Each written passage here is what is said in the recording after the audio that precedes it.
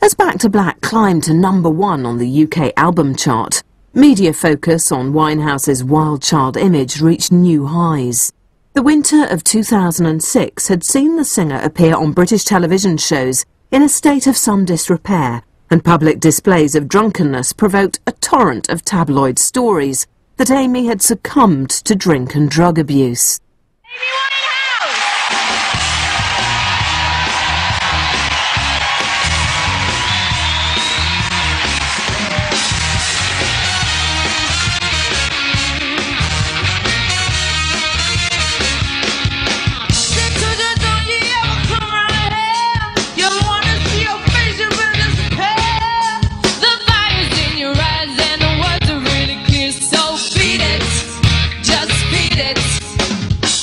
I think Amy did hit a bit of a crisis point when Back to Black really went global. Suddenly she was much more exposed, and I think that's where people often do have a point of crisis when they reach. I mean, Kurt Cobain did once he had that level of stardom that he never even imagined, and I don't think Amy Winehouse imagined that it would blow up in the way that it did. And I think it caused awful anxiety for her, and her way of dealing with it was to create this image almost as a distancing device, like, you know, keep away, I'm going to have huge hair and these mad eyes and tattoos, keep away, you know. Can't I get a drink, please? You can't have another drink, because already a bit tipsy, Amy, come on. Alright. Do you want another drink? Yes. No. Do you want to just sit here while you drink yourself to death? Is that what you want? Like another Peter Doherty? Is that what you want to be? I've seen him later. What are you doing with him? He wants to do a tune together. I'm going to go and meet him after. He wants to sell you drugs. That's what he wants to do. Don't go near him. People take alcohol in excess for all manner of reasons, and, you know, I mean, I'm not a psychologist, but, you know, would someone like her would succumb to any of those recreational pursuits? You know, you can quite easily see it's all in her songs why that would happen. Can we resuscitate the old Winehouse? Oh, no! I loved you when you were sober. She's dead! Go away! Go away! This isn't even a pop quiz anymore, it's an intervention, Amy.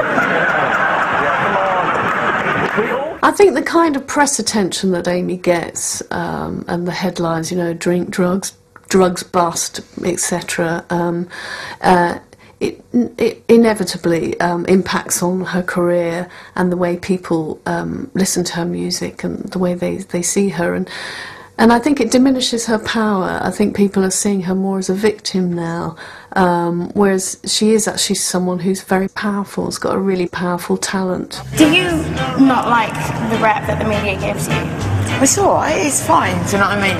You can't care about what people think about you, I don't think. You know what, it's because we stand out, we're different, we don't fit into the mould like everyone else. I said, we've got to be proud of ourselves for being different. It's like when you're a kid and you think you don't fit in, that's a cool thing, it works for you, not against you.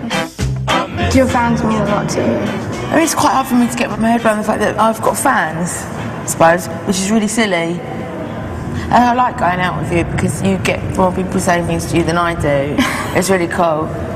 No one notices me, it's really cool. Even with my silly beehive. If Amy was making headlines for the wrong reasons, the aptly titled single You Know I'm No Good restored press attention to her music.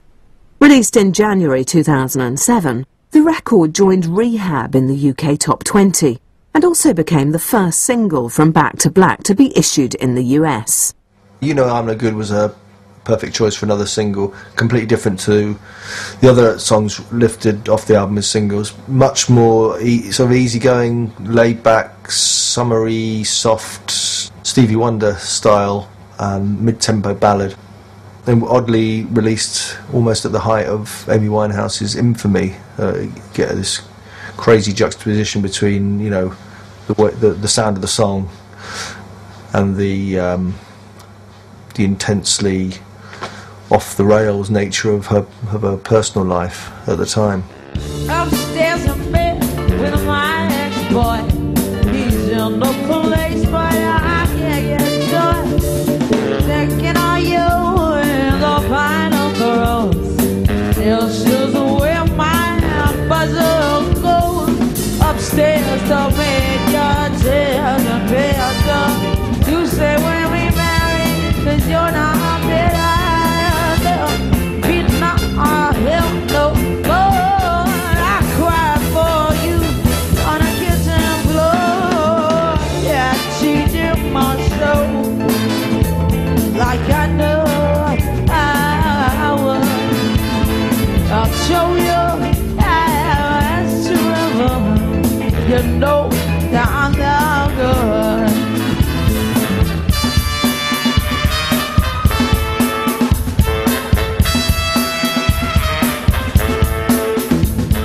comes across almost like a Camden Alley cat in a way.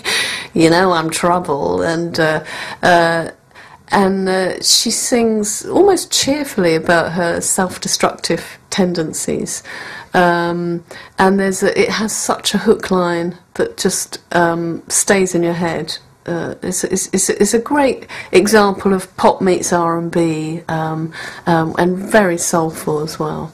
I think when you talk about soul and Amy, it's not the kind of ululating current R&B kind of over-souling, over-fake emoting that you get with a lot of contemporary singers. She doesn't go in for that. There's not a lot of self-pity in her songs, but there's a lot of self. Songs like Tears Dry on Their Own and Love is a Losing Game are really quite emotional songs, and she fills them up with emotion. The emotion is quite hard-edged, and like, you know, she'll get over it. I think that's what you get from Amy when she's bearing her soul. There's something heartfelt about the revisiting of these old styles, and that comes through probably because of the way she deals with the lyric. Because the lyric is so personal and so close to herself, the fact that the dressing of it seems to hark back to a previous era it's given a completely different twist. It's got convincing musical impact. That's the point. She's not just wiggling and singing "Ooh, baby love, my baby love." She's singing something much darker, much more personal, much more affecting, and a little troubling.